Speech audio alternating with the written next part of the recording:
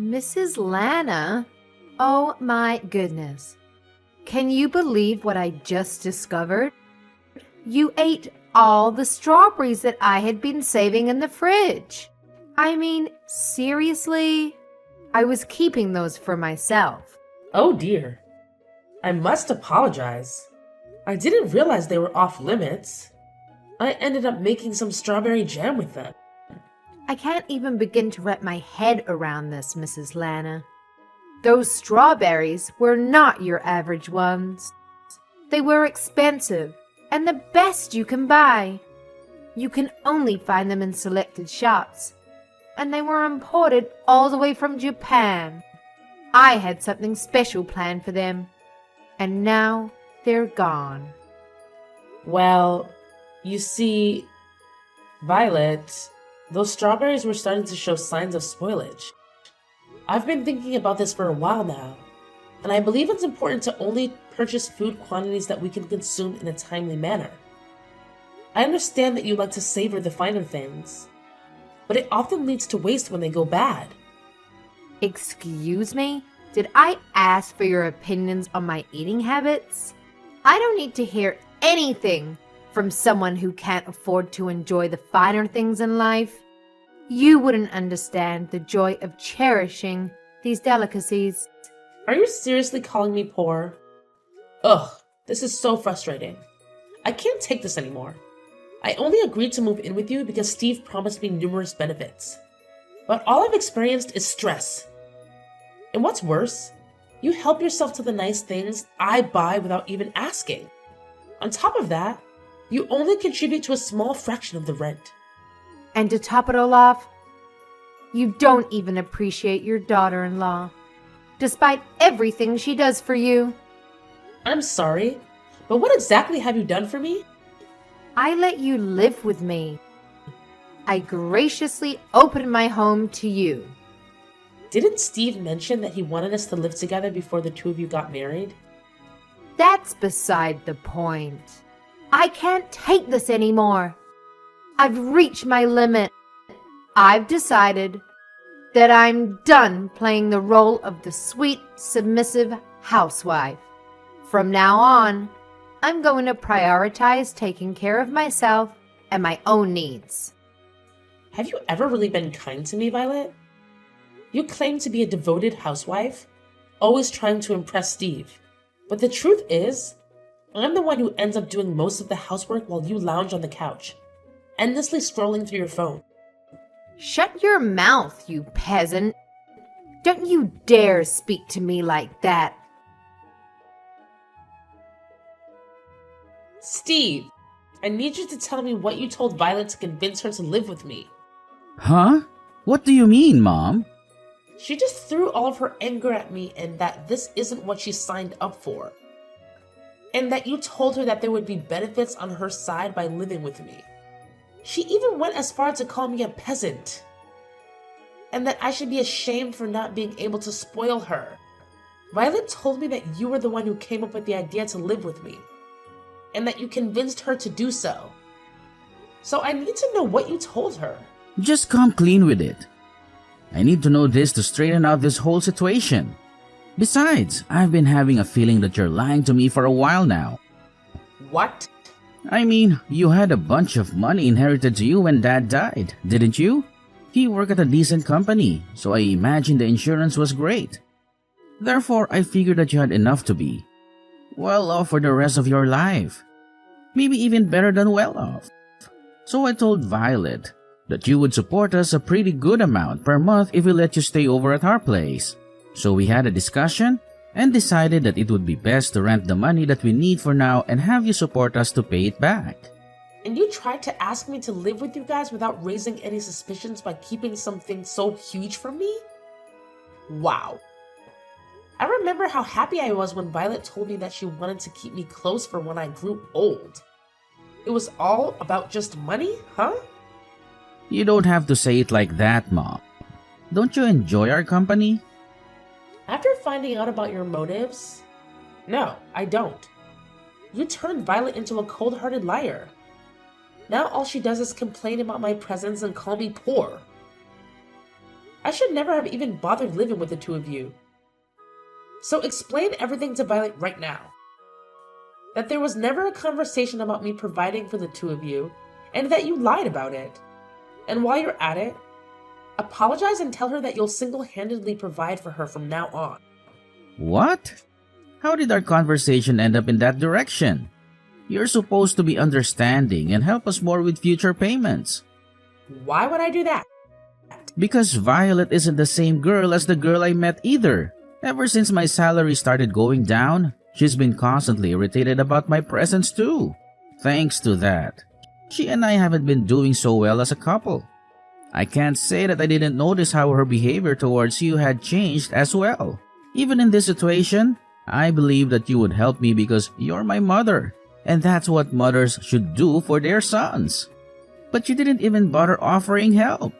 And now you're trying to abandon me in this situation and leave everything in my hands?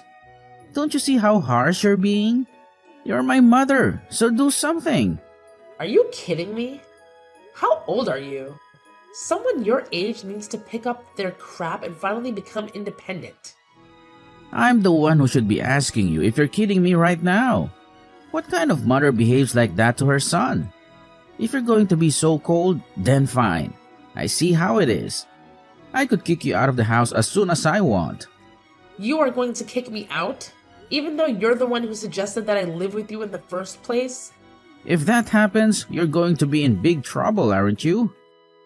You sold our house and all of the land that you owned before moving in with us. You have nowhere to go back to, right? You don't want to become homeless at that age, do you? All you have to do to avoid that outcome is to stay in that house and keep paying your rent to us. I can't believe this. You're threatening me. I've raised my son into a monster. Come on, I'm just negotiating, Mom. Besides, you still have the money that you earned by selling our old house, don't you? I'm sure it wouldn't hurt to pay a little bit of rent every month. I look forward to our business together. We couldn't have had such a nice house without you. So thank you for your support.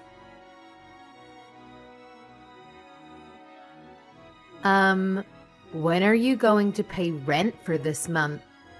Steve told me that you would be paying $3,000 for rent every month.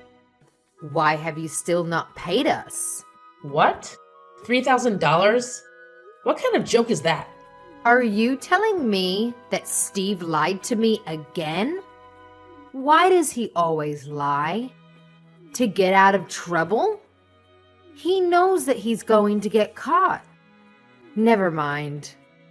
Then I'll just tell you myself. Steve and I will be asking for $3,000 each month for rent from now on. Are we clear? You can manage to do that, right? No, I can't. I already pay an amount that will pay well over my expenses in a month. And now you're asking for $3,000 a month? I'm only paying the same amount that I used to. $1,000 for each month is enough.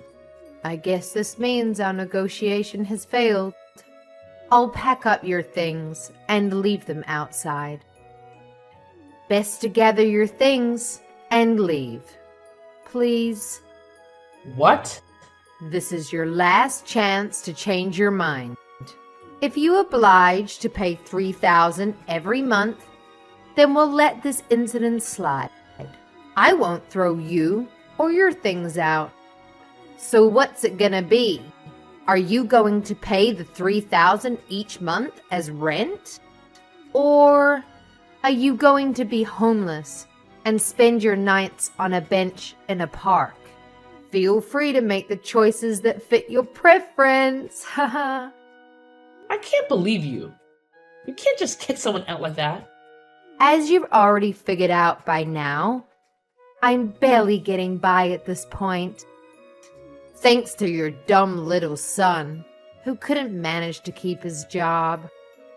We don't have the option to keep another mouth to feed for free. You don't keep me around for free. I pay my part of the expenses. And you say that you don't have the option? But I don't see you getting a job either. Stop arguing with me. My job is to take care of the house.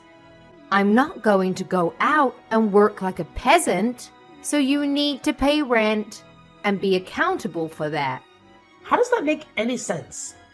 But you choose to ignore our needs and neglect your part in supporting us. Have you used up all of the money that you had from selling your house already? It's my money and I get to use it however I want. How selfish can you be? You use all of your money for yourself while your son and daughter-in-law are struggling to get by? I can't imagine how easy it must be to rely on someone else to live while not making any contributions whatsoever. But that ends now. If you can't pay your rent, then get out of my house this instant. So that's all I was to you, huh? You never cared about me. You just wanted to use me as an ATM. Well, then, I'm glad to leave. Shut up, you poor old hag. I mean, what else did you expect from us? The only good that you do is pay us. So I think it's fair that we only see you as an ATM. You're not worth the space in our house. You need to leave and never show up ever again. There's literally no point in letting you live with us, you parasite. I guess I'll move into the luxury nursery home with a built-in country club in the town next door. Seriously? I guess he got his habit of lying from you. I'm being serious. And where on earth do you think you're going to get the money for that? I have every single cent that I need to afford it. I currently have $2 million worth of assets. So you can probably do the math that I have enough to spend a lifetime in a nice place like that. 2 million? How? I think I'll get going now. I promised my friend that we would go somewhere to have tea together. So I'll go do that. As a matter of fact, I'll stay at a friend's house tonight. So please leave my things at your front door. I'll be moving into my dream environment after that, so you won't have to see me ever again. I can't tell if you're joking. You're kidding about the $2 million, right?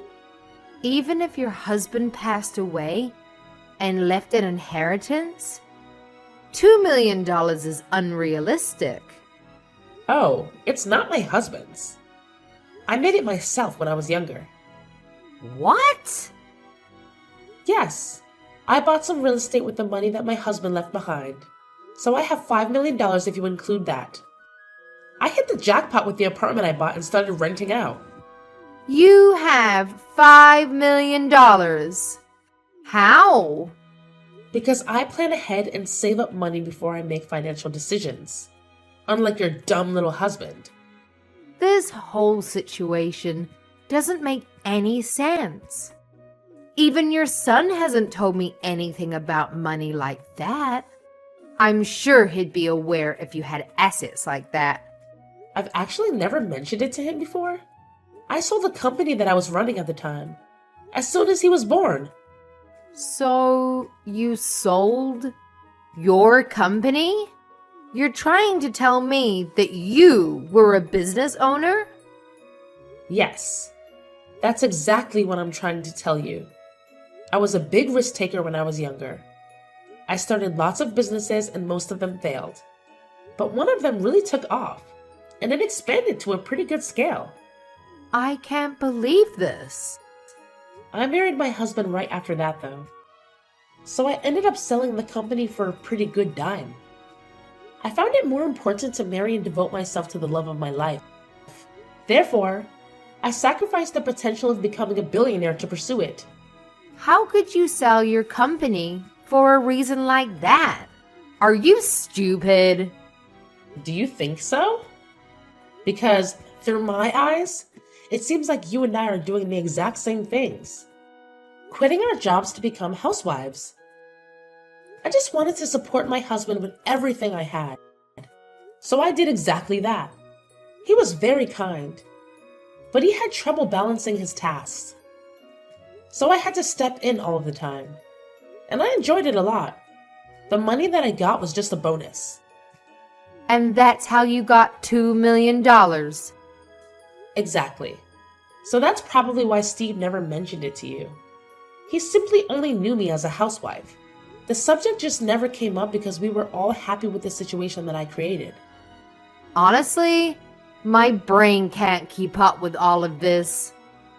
Then you can look it up on the internet tonight. The company is still pretty large in scale.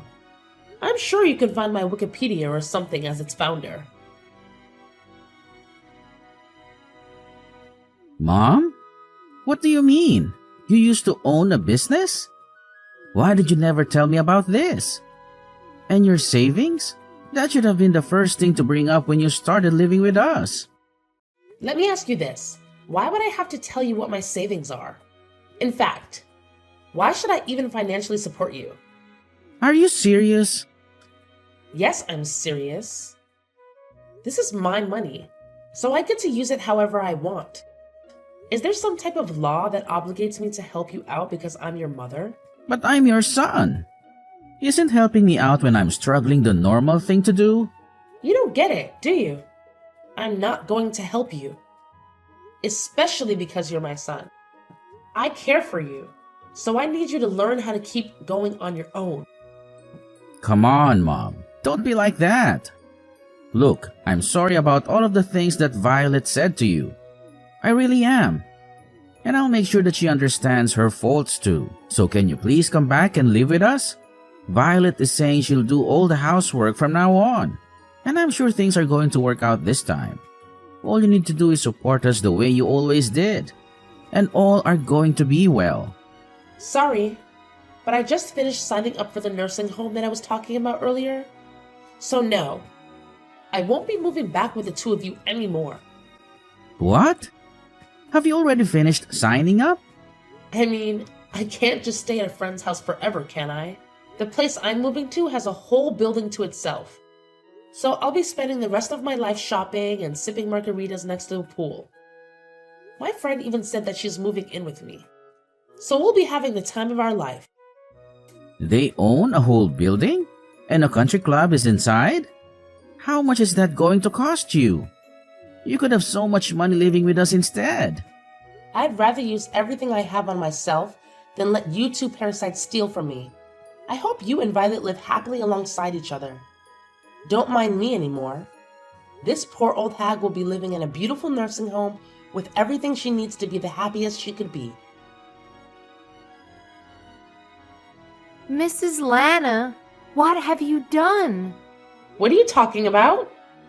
You know what I'm talking about. I really don't. The neighbors. They keep staring at us like we're criminals.